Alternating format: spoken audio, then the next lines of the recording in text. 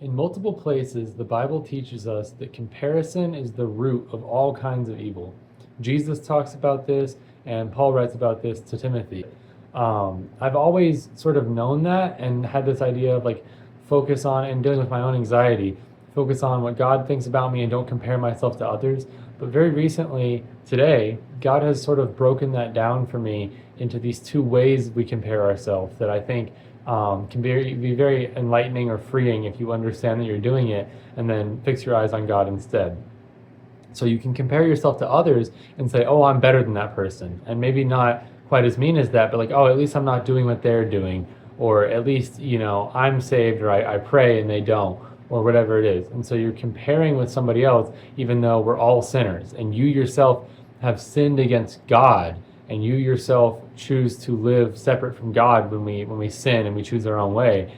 And that person might just sin against you, and that's not quite as bad. So we should sort of extend the same grace and love. Again, it's not right to be mean to a fellow image bearer of God, not to condone what that person might be doing, but just in essence, like you should extend the same grace and mercy and love to them because God has extended that to you, and He literally created you and you rebelled, right? So how awesome is that?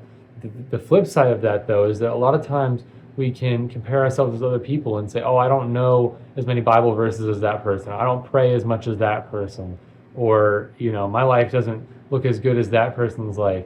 And that's also very wrong because that's not the way God intended us to live. We have different gifts and different struggles, and God wants to walk one-on-one with us through those things. Community is super important, but so that we can build each other up, not compare ourselves on little things when we're all different. God created you for a very unique purpose.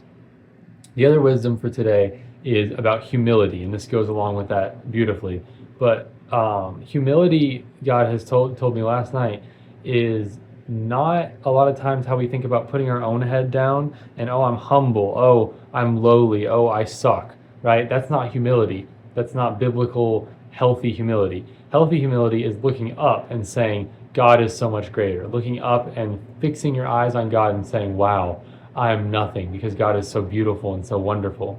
And so with that same humility, the way we look at Jesus and say, I am unworthy, He's so awesome, we should look to other people and say, wow, a fellow image bearer of God. In humility, I'm going to treat this person as better than myself. So if Jesus came and treated us like better than Himself, then how much more should we follow that example and treat everybody else as better than ourselves and show God's love by being a servant and serving them?